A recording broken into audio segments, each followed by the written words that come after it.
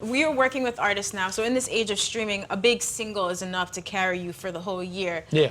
Are albums still important for the artists you're working with, or are you just trying to find some big songs? If you are trying to be a legendary artist, for sure, albums is most vital. If you're just trying to get some money and thing, you could just drop a single every 6 months and make a lot of money. You just drop a hot single like every 6 months and you good. And right on You'll that make for a minute. millions of dollars. You'll make millions of dollars. Yeah, I want to go back to the last one, but like when you hear about other, like I've never heard of you like jerking an artist like that. Yeah, if anything, it seems like you've been more than generous. Like if a nigga don't want to be with you, overpay. you let him go, right? And if they don't be, yeah, let them go. And I won't call any particular name, but what do you think when you see like other like executives and they have issues with artists or whatever? They greedy. I mean, Like here, I know Birdman. yeah. And I like Birdman and Slim, love Birdman and Slim. Yeah. Like personally, I really like those guys. Yeah. Love Lil Wayne. You know what I'm saying? Like Lil Wayne, he used to talk to my youngest son, because we was in Jamaica, just off thing. This is a quick story. We was in Jamaica, he was doing a show. I was on vacation. We was in this thing, Half Moon Village, which was like, yeah, it's nice. And they give you like a golf, they give you a golf cart. Yeah, I know. For you to go on the property or whatever. And like my youngest son, Little Wayne, was there, and Wayne and Weezy was my nigga. You understand? So we used to go with Weezy. And he took a liking to JJ. So him and JJ, my youngest son, they exchanged, they had like their own relationship, which I thought I loved. I immediately said I would fucking kill somebody for Wayne, because he was just so cool with my son. And when we was in Half Moon, he would come pick JJ up and have him drive him around the thing so he could get his roll up his weed and everything. So it was fun. My son was like 9 years old. Yeah. With Weezy, and they was like boys, and then when they left Jamaica, they kept in touch. And it was the best shit in the world, right? And he's like, "Where's my little nigga JJ?" I was like, "JJ, love you, yo." Like, it's crazy. So I don't get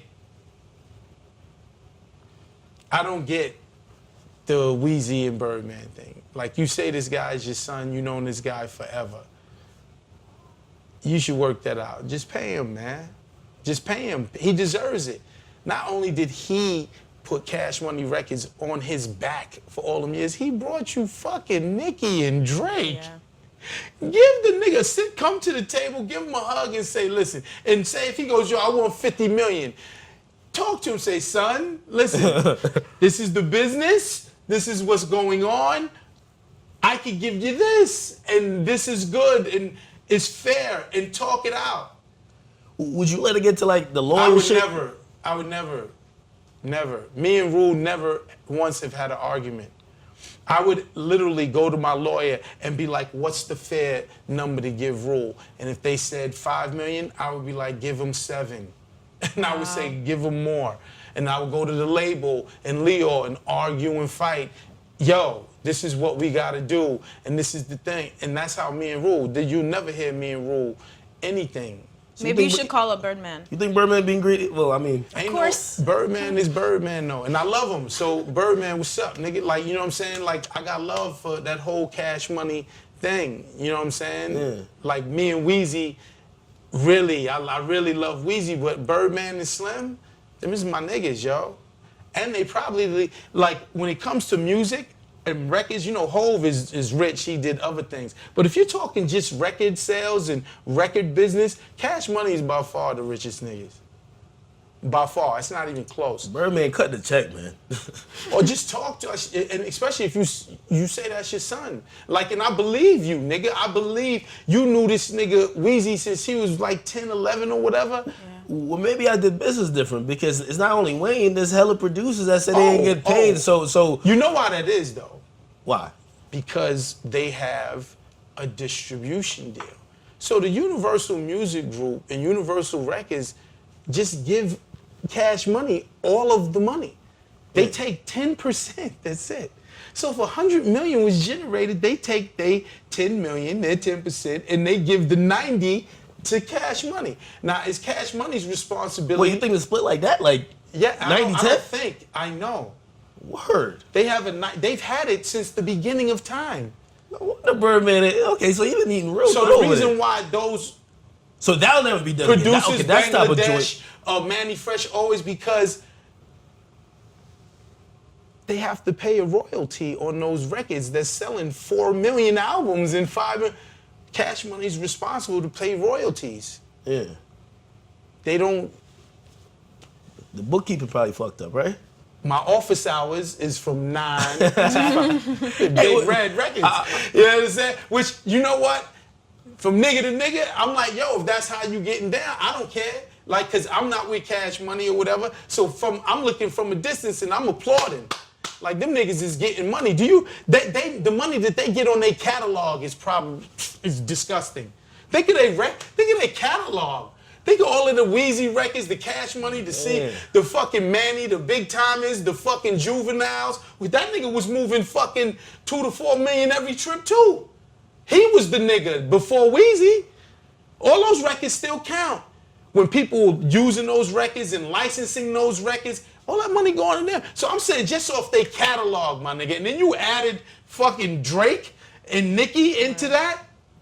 Them niggas is Free Wheezy. 90-10? no, them niggas is getting it. Like I hear rumors that like every few years. Did y'all get ever 90-10? I had a 50-50. I 50-50. still own 50%. They own they shit 100%. Universal only gets 10% distribution. They don't own shit with Cash Money. That's why I applaud, baby. I'm like, nigga, you. No wonder they're getting so many Bugattis, man. Yeah, they got it. They got it like that. Yes. Lord. I heard like Universal every few years cuts them niggas 100 million, like advance. Yeah, I remember him bragging about getting a bunch of $100 million checks. Just think of their catalog, yo. They've been around before Murder Inc. Murder Inc. got started in 1999. Them niggas been in existence for like 20, 25 joints. And been hot for 20, 25 joints.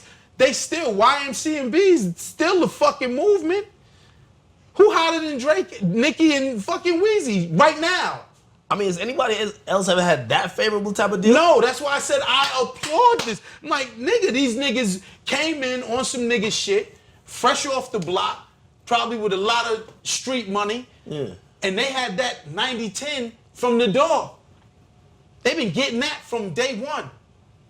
So when Juvie sells 4 million albums, how about Master P Master P had some shit like that too. The niggas was getting it, but Master P ain't getting it now. Yeah, them niggas is still getting it. But not paying anybody. They the hottest label. Right, still, they've been the hottest niggas for 20, 25 years. Nigga, them niggas is getting it, man. Slim and Baby got it. The more you talk, Birdman cut the check, dog. That's why I said, I was like, yo, fuck it, nigga. He deserve it. It's not like the nigga just saying, hey, I'm your son, give me the money. This nigga deserve it, yo. So you don't even think like a label will even do the 50-50 joint no more? Like when you like even got Murder? Scorching hot. Yeah. But the 90-10 is out of here though. No, they'll give you a 90-10 because they ain't putting up no money. Understand what a distribution deal is. The labels just, they're making money. They're not putting up any money. So all them videos, all that shit, Birdman paying for them shits. All of the marketing and the radio spins and all of that shit, they pay. All Universal does is collect the money from all of the streamings and the record sales and the licensing, and they collect it and take a 10% fee and give them 90%. That's crazy, man. I mean, with all you know now, would you ever move differently? Like, I'll be thinking, because Murder Inc., I own 50-50, right? Yeah. So Murder Inc. spends off close to $1 million, right? Yeah. Them niggas is way bigger. You feel me? Yeah. So I'm like, if my little shit, and that's 50%. So 90% of they shit, I could only imagine. Them niggas is getting fucking bread buttered on both sides. They getting bread butter both sides, they getting extra jam, extra fucking peanut butter. They getting, like, you understand? Yeah. Murder Inc. spends, I make like $1 million a year with 50% ownership. Would you ever consult for like one of these new artists? 100% and getting 90%. They getting it. Would you ever consult for one of these new artists? Because nowadays, I heard like an artist now, he's kind of popping. I heard that nigga signed for $30,000. Like, you know what I mean? And he has a lot of leverage, but I mean. Doesn't matter what you sign for. It don't matter. Yeah. Like, you know, nigga get signed for fucking $5,000. Yeah. If he makes a hit, the deal is gonna change. But imagine if he don't understand his own leverage or the music industry and signs a shitty deal. I mean, on like, my, like you listen, ever look at listen, on my Kanye shit right now, I'm super smart. So anyone who fucked with me, like I've helped niggas, and you know, like Drizzy. I used to talk to Drizzy early on, and you know, give him advice and consult or whatever like that. You know what I'm saying? Nicki as well. Yeah. You know, Nicki's funny. I tried to sign Nicki. She said, Gotti, you ain't really popping right now. She told you straight up? Straight up. And I wasn't. You take offense to it, or like I didn't take offense to it, but I was dumb. She said, I don't want to be signed to Murder Rank, but you should manage me though, cause she was like, you super smart. And I got all my shit. I'm like, what? I ain't no manager. I'm a label owner, yo. I should have managed her. That was a mistake. Yeah, because management became the label owners. Yeah, I see a lot of that going on. Yeah, managers is what's in play now. So I should have managed her. And I could have probably got her even more money. I'll be honest with you. Nicki's huge. I could micromanage that crazy. Because I know everything, yo. Like I'm when it comes to the business, I've seen everything. I know the label. I know everything. What you mean management is like the label now? Because it's like now you're not seeing the Diddy's, the Me, the Dame Dashes, the, you know what I'm saying, the Master P's, the Birdman. The managers be in play. Yeah. You know what I'm saying? The managers is like the label owners now. That's because niggas is getting $1 million a show. Drizzy getting a couple million, yo, for one show. And that nigga was on the road for the last 3 years. He holding. So that nigga made like 80 million last year. I would say yes. I would say yes. Those are real numbers. So that's why I said with the music business, when I start hearing things like that, I said, shit, I'm gonna get back in it. Blow up one of the artists. Man, you would have one record. Like Cardi B probably getting 50 racks right now. Just for her to go, these is blood and shoes. She probably getting 50. I would think more. It's about to be a #1 song. Yeah, so she could be getting more. Let me tell you something. So like that's where it changed. Yeah. As hot as Ja was with everything, we was getting like $250,000 a show. That's what it was now. Someone like Ja's success right now, he getting $1 million, $2 million a show. Yeah. They said J. Cole getting a ticket, $1 million a show. I'm like, whoa, that nigga is getting Well, it's about a live performance now, and it's easier to like sell tickets and all that, right? Like you don't need that much promo like before. You know it's crazy? This is where my mind, I be just like that because it's more people. Yeah. You know, like back. Hip-hop got bigger too. Yeah, but even just the people in general, like we have no genocide. Like they used to have world wars. Listen, they used to have world wars. Fucking millions of people die, and the population thing. Yeah. We go to war now. Maybe 200,000 die. It's not enough. So it's overcrowded, overpopulation. I just experienced this. It took me fucking 4 hours damn near to get here because the city is completely fucked and congested. Okay, so but when I see that, I smile because I'm like. And now you get products. This is like I'm explaining like Beats by Dre, where a product could go from 0 to 3 billion inside of 4 years, because the consumer base is crazy. So if you activate, even this show, even Everyday Struggle, there's so many people out there that now you put on a good show and people tune in. Oh my God, Everyday Struggle is getting 10 million views. You turn that 10 million views, y'all gonna get fucking rich. You see what I'm saying? So it's affected everything. That's why you see so many new apps and Snapchat, 0 to fucking 50 billion like this. Because once you create something and it's hot and the people have to have it, they're coming in masses. So then you now think of hip hop. And hip hop, without question, has taken over the world and raped the world to where not only black people, but it's white, it's Spanish, Indian, wherever. It's a planet Earth thing. So it's like, it's a beautiful time. It's meant for us to get rich. It's happening. Think about it. Kool Herc invented hip hop in the 70s. Fast forward to 2017, Dre's a billionaire, Jay's a billionaire, Diddy's a billionaire. Something that niggas created in the Bronx for niggas to do that they probably had no idea it was going to turn into this, and has now changed the whole dynamic of the world and is making and generating multi-billions of dollars. This is a product of thing. Y'all are eating off of the culture and will continue to eat and possibly eat massively. You understand? If this show, oh my God, 20 million views or whatever like that. But think about it. It's so many people in the world, it's making for us to put content out and get rich. Yeah, and streaming numbers are continuing to rise. So let's see, the money's gonna quadruple. I mean, what does it take? Next few Look, years. what does it take to go like this and click on? It's so easy. Technology, and just the world and the population expanding. When I was in meetings early on, I used to scare the white executives, and I used to be in there, like in the late '90s, early 2000s, when they wasn't fucking with me.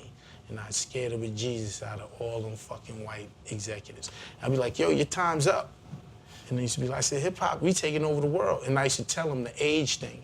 I said, right now, say if the consumer starts at 13, we got it to like 13 to 40 years old, because I would always judge it on Russell Simmons, his old ass, like he's the top, right? So I said, Joe, in another 10 years, what's gonna happen? That 3-year-old is 13, the 13-year-old's 23, the 40's 50. But once you're in the culture, you never leave. Look, I'm 47, I'm cultured out. I may be different than Little Uzi or whatever, but we both in it together. That's why I don't really like the beefing. Yeah, I can tell. You embrace them. Yeah, I like Vanilla Ice. I'm like, shit, nigga, he brought in mad people to the culture. How many white people or white kids probably their first record was Vanilla Ice? Ice, ice, baby. And then after they got that, I want to hear some more real shit. They said this is bullshit. Let me go get a Tribe Called Quest. You understand? Or something, but they in. And once you in, you don't leave.